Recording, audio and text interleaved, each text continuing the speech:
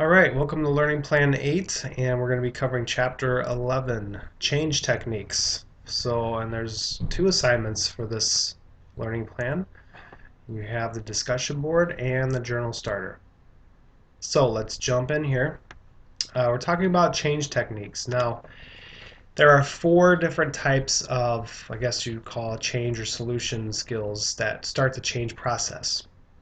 Giving advice, giving information, brainstorming, and alternative interpretation. I'm going to spend a couple minutes covering each here, but okay. So, giving advice. I guess giving advice and giving information go hand in hand. In the helping field, we try to avoid giving advice and giving information, contrary to popular belief, it seems. A lot of people come into this course expecting that they learn how to some technique to help try and change people or try and move them in a direction they need to go in. That's not at all what we want to focus on. We want to focus on what the client is most motivated to change, and we want them to be able to prioritize um, that in a way that's meaningful for us to help them move in the direction they want to move.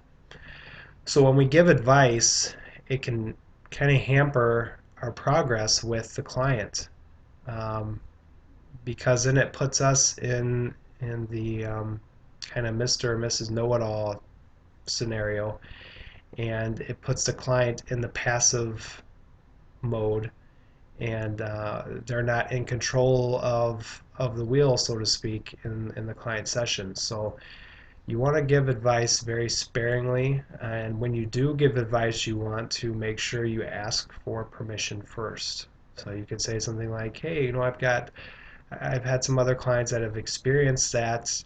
Would you mind me offering you some advice on that specific situation?" And so they'll either tell you yes or no. Most of the time they'll say yes, sometimes they'll say no because they've heard it all before. So it's not as if they're coming to us to be told something that they've never been told before. All right, the same thing with giving information.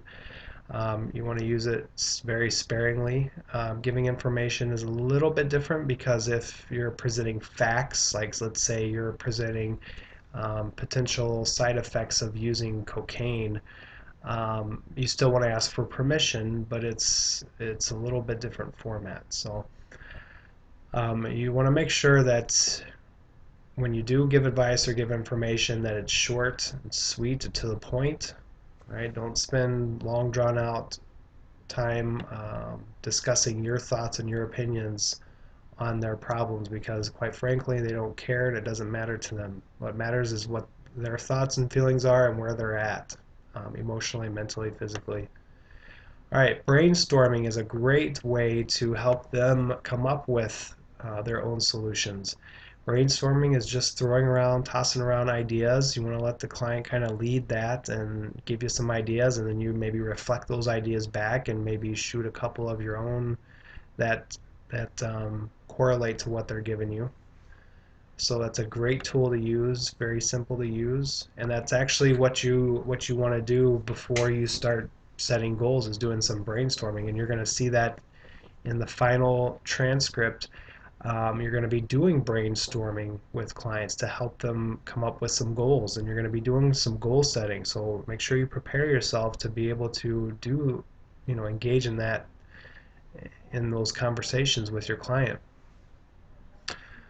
All right. And then you have alternative interpretation. Alternative interpretation is more about kind of persuading the client into, well, alternative interpretations of what they perceive, their perceptions. So it could be a relationship issue that they perceive, and maybe you present an alternative interpretation of that situation.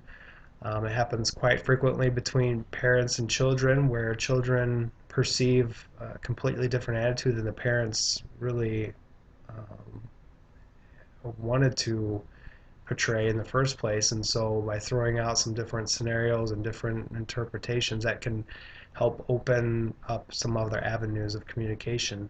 And hopefully create some self-awareness with the client as well. So that's also a very, very useful, very great tool to use. All right, so make sure that you are reading the chapter. Um, okay, giving advice, brainstorming, giving information, okay.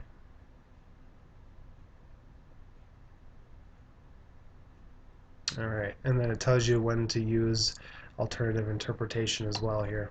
So very useful, very interesting information. You have the PowerPoint, and then we have Learning Plan 8 discussion board. Again, choose one of the prompts, and then create your response on that. Journal starter for chapter 11. There are 3 prompts, so make sure you read the directions. Make sure you include the 3 good things for the week. And that is pretty much it for this learning plan. A very, very good chapter um, for this learning plan. It's very interesting when you get into discussing how people change and why people change, and being part of that process is just very fascinating. Um, People don't change because you want them to change. People change because they're ready to change. And so when they're ready to change, it's our job to be there to support that change and to help guide them through the process of change. Um, because a lot of them a lot of clients may not have that support network. So, all right, I will see you on Learning Plan 9.